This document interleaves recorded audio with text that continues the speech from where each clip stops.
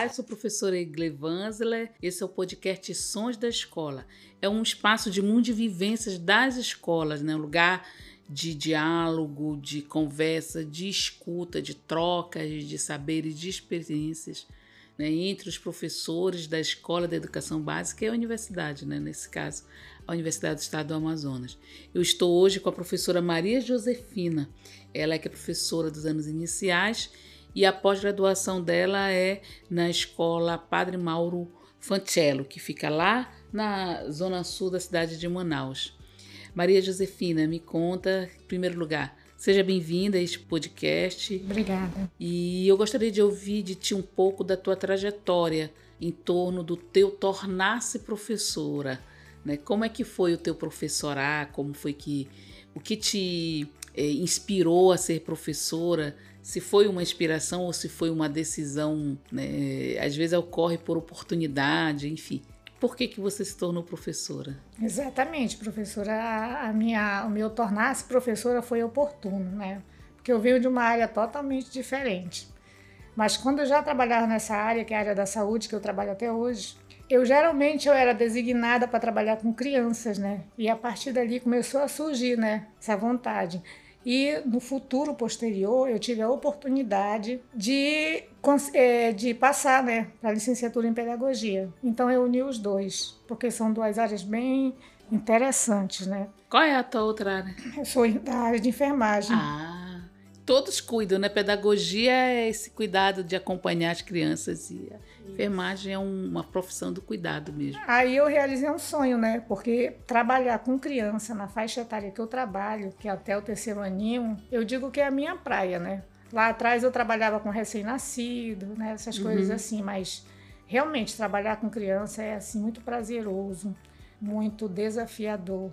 Tu trabalha com qual período? Eu trabalho de 1º ao 3º ano. Este ano me deram uma oportunidade, não sei porquê, de avançar um 5º ano, mas só na parte de tipo um reforço. Tipo um reforço. Atualmente eu trabalho com o 2º ano e faço esse reforço com o 5º ano. Entendi. Até outubro só. Tá. Mas assim, bem prazeroso mesmo, você vê mudanças. Você vê a criança, tipo assim, como a colega falava, são pipoquinhas. Eles vão se abrindo para leitura, para escrita, e você vai acompanhando aquilo. E muitas vezes eu me pergunto, será que fui eu mesmo? Eu entendo. Me conta, assim, você fez um curso de especialização, né, que é o projeto Oficina de Formação em Serviço, que é um projeto que ocorre nas escolas, né? O que você considera importante para a tua formação enquanto profissional que está sempre se atualizando, se profissionalizando, né? O que você pensa da formação continuada em si? Pois é, eu vejo que a graduação a gente ainda sai muito verdinho, né? Então, todas as formações, inclusive essa que foi formação em serviço, onde você vivenciava e ao mesmo tempo você estava na prática, a gente avança muito nos conhecimentos, na maneira como lidar, a sua percepção com a criança vai mudando, né? A oficina te oferece, durante as disciplinas, né? Ela te oferece uma maneira de você olhar diferente para aquele contexto onde você já está inserido, porque depois que você se torna o professor, algumas coisas elas passam a ser automáticas. E você tem sempre que estar se vigiando, se policiando e voltando. Uma das coisas que hoje eu faço com mais frequência é olhar que eles são crianças e olhar para o contexto com que eles estão, porque senão o teu trabalho não flui, o teu trabalho para, você não vê aquela criança realmente como um ser humano que tem o que te ensinar e que você pode melhorar e ajudar a crescer. Isso o curso te proporcionou, porque você retorna, né, para as questões das Tanto é que a nossa temática lá foi para dentro da parte social mesmo das crianças. Por que eles não aprenderam a ler naquela faixa etária? O que a pandemia influenciou nesse tempo? Será que foi só a pandemia que trouxe essa defasagem do alfabetizar deles? Não, né? Vocês escolheram qual o tema de... Esse tema sobre a questão da alfabetização. Porque que depois da pandemia percebeu que a criança ficou com mais dificuldade ainda. Isso no tema dos projetos de formação. De formação, exato. Que foi realizado lá por essas escolhas. Exatamente, entendi. E esse projeto, ele trouxe oficinas? Trouxe, em todas as áreas, inclusive na educação especial. Porque essa área pesa muito para nós, professores que formamos, porque a gente, na graduação você vê um todo, né? Uhum. Mas quando você chega realmente no estágio também você não tem, pelo menos eu não tive, né? Essa oportunidade, eu não tinha esse olhar para a educação especial. Eu só passei a ter esse olhar quando eu comecei a trabalhar com essas crianças. Entendi. E houve a necessidade de estudar mais. Estudar mais. E sempre que eu tenho uma criança nessa, vamos dizer assim, abre aspas, categoria, eu sempre vou ler de novo. Que legal. Para tentar entender, porque a gente precisa entender essas coisas. É cada vez mais, é uma diversidade, né? A educação especial é uma modalidade diversa, porque são várias as deficiências presentes na sala de aula, né? E como foi para você trabalhar a partir, vocês fizeram o projeto de formação e depois tiveram que desenvolver os projetos de aprendizagem. Como foi para você fazer esse projeto já em outra escola, né, que não é a mesma escola que você está em outra escola? Como é que foi isso? Nessa outra escola, professora, eu estou vendo assim, eu não estou trabalhando com aluno especial até então, não laudado, né? Mas tudo que você aprende, né, tudo que você aprendeu, que foi colocado ali dentro daquelas oficinas, você traz um pouquinho, dependendo da turma, né? Porque assim, nem toda turma, nem todo ano você vai poder usar a mesma coisa, o mesmo método, nada, tudo muda. É igual a água mesmo. Mas você desenvolveu um projeto de aprendizagem lá, qual foi que eles Olha, uma das coisas que eu usei muito e estou usando muito é a parte tecnológica dos tablets, que nós tivemos umas aulas lá, não foi? Relativa a esse uso da tecnologia com as crianças. Eu já havia utilizado lá mesmo no Mauro Fancello e teve assim achei assim um crescimento muito grande em relação ao TDAH. Sim. E crianças que realmente tinham dificuldade para leitura. E esse ano eu já consegui aplicar também. A minha turma todinha, graças a Deus, estão lendo. Agora, essa relação... Como foi que você usou? Eu tiro um dia, né? Lá eu usava assim, eu tirava assim, esse aqui tem mais dificuldade, né? Aí eu pego aquele material que é muito rico, só que a gente tem que saber como usar e na hora que usar. Entendi. E eu trago para aquela criança. Mas ela não passa a manhã toda ali. Eu vou observando onde é a dificuldade dele. Aí eu vejo lá o programazinho, né, que tem e utilizo dentro da dificuldade dele. Quais são os programas que tu trabalhaste? Tem vários lá, eu não consigo lembrar no momento. Aqueles grafogame. Eu aprendi um outro esses dias na CEMED também. Eu chamo de programas, né, que tem dentro daqueles tabletzinhos ou que nós baixamos para usar. E a nossa criança hoje, ela é totalmente digital, inclusive os chamados com deficiências, né? Eles são totalmente digitais. Então você ganha muito mais ofertando e oferecendo e acompanhando eles nesses programas do que você tentar impor uma coisa que não faz parte da vida das nossas crianças de hoje. Então eu mesclo muito isso daí e dá muito certo. Dá certo. Dá. Né? Porque eles já nascem, como tu falou, são nativos digitais, né? E dentro da escola, o que é mais desafiador para ti? Os pais. Sério? Os Por pais. quê? Porque ali no Mauro Fancello eu faço essas comparações, né? Eu trabalhei na Zona Norte e era assim uma comunidade assim que você não via assim, muito interesse dos pais, era a maioria. Na Zona Sul, que eu trabalho desde 2014, eu acho, a escola Mauro Fancello é onde os pais ainda têm um cuidado com aqueles filhos, né? Você vê que tem um número de alunos que estão totalmente desacompanhados e tal. Mas nessa escola que eu estou é bem pior. Caramba. É bem pior. E por que os pais fazem falta para ti? Porque é que nem eu falo para os alunos. Eu falo com os alunos como eu falei com minhas filhas a vida toda e deu certo, né? Eu faço comparações nesse sentido. Eles só passam 4 horas comigo. E se você for contar, dentro de sala de aula, não dá as 4 horas, vai dar no máximo 3 horas. Sim. Então, meu trabalho eu tenho que fazer ali, tenho que tentar desenvolver e avançar aquele trabalho ali. Mas quando eles saem dali, eles ficam totalmente desassistidos. Entendi. Entendeu? E não que eu queira cobrar deles, porque eu também já fui mãe, eu sempre trabalhei em 2 horários, mas você vê que falta, ó. Falta um olhar para aquele livro. O aluno chega com a bolsa vazia na sala de aula. Sabe, isso é o mais desafiador. Você chegar, conversar. Eu já tive muitas experiências boas com os pais, né? Por exemplo, eu tenho uma mãe que até hoje eu tenho contato com ela, porque o que acontecia? Toda vez que as poucas vezes que aquela criança faltou aula, aquela mãe estava lá. Ela queria a atividade do dia, ela queria saber, e tanto é que o filhinho dela está avançando realmente. A gente não vê isso nos outros pais, a gente dá conversa, chama, olha, pai, ele é uma criança, então ele não tem aquela responsabilidade de abrir a bolsa, ele não quer saber, ele quer brincar, ele está nesse momento. Claro. Então quem tem que fazer isso somos nós. Nós temos que abrir a bolsa dos nossos filhos, verificar se realmente existe uma atividade para casa e verificar de que forma eu posso ajudar, né? Agora, é prazeroso, e eu já ouvi também esse ano, alunos que chegaram que não conheciam a vogal do segundo aninho, e a mãe dizer, professora, agora eu não preciso mais, assim, tá tanto tempo assim ao lado, eu fico que é para dar o apoio. Sim. Mas ela já diz que sabe como fazer. Isso também é prazeroso, mas o desafio maior ainda continua sendo os pais. Envolver os pais nisso. Eu vejo que o governo tem tanto projeto em relação ao alfabetiza, faz isso, faz aquilo, mas ninguém fez um para os pais.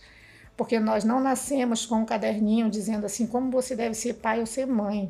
Mas a gente vai aprendendo com o dia, como lidar.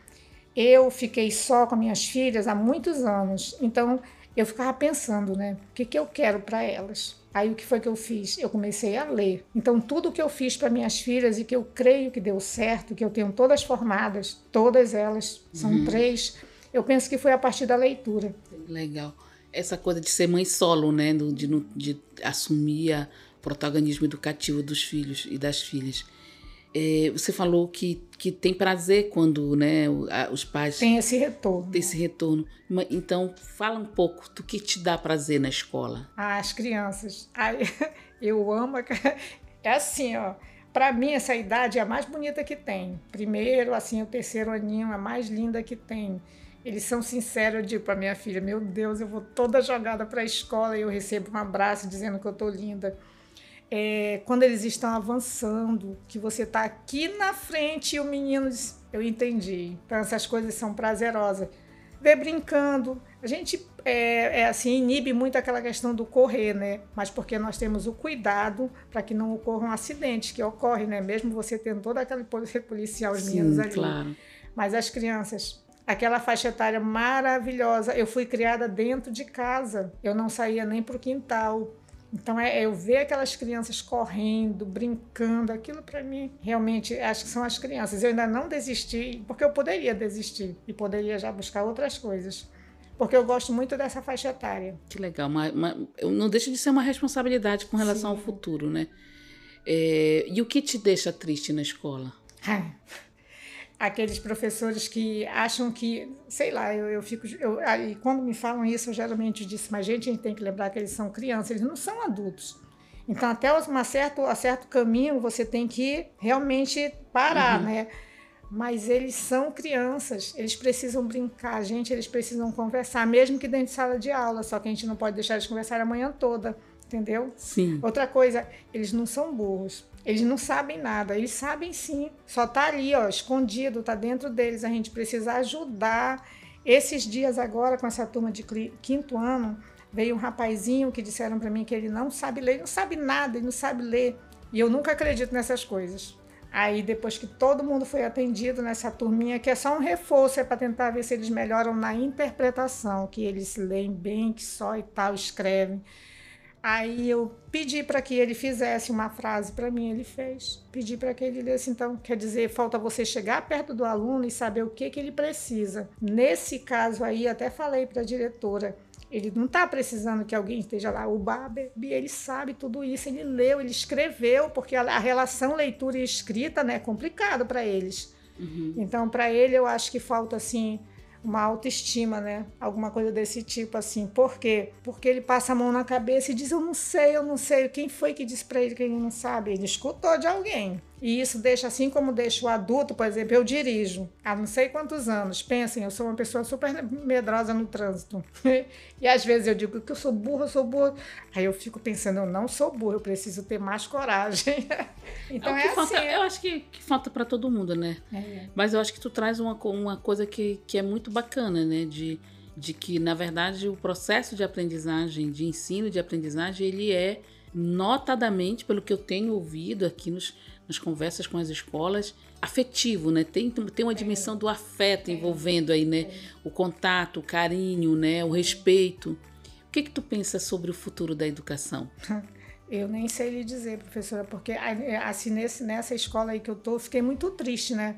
Ali no Mauro Fantiello a gente vê coisas melhores, mas ali, tanta coisa triste, a criança que ela passa o dia todo na rua, depois que ela sai de lá, depois ela volta para a rua. Ela e não, o governo, não tem casa, né? Ela tem, mas a casa, a mãe é usuária. Entendi. Agora o pai vem me dizer que ele vai deixar a mãe com 8 filhos, tudo jogado na rua, os bichinhos, as crianças que dividem a mesma sandália. Por que tá sem sandália hoje? Ah, porque minha irmã vai usar hoje. Essas coisas assim, eu acho que os programas sociais elas deveriam ser voltadas mais para esses pais, porque nossas crianças já estão totalmente abandonadas e que nem eu falo, nós somos os professores, apesar desse carinho, desse afeto que a gente tenta passar no dia a dia para eles, nós não somos os pais.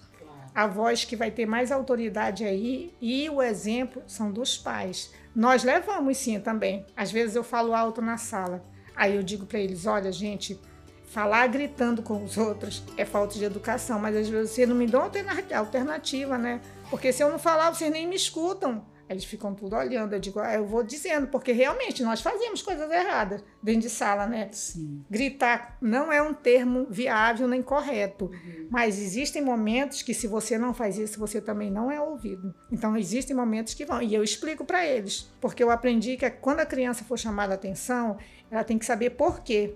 Porque se ela não souber por quê, ela nunca vai mudar, entendeu? Olha só.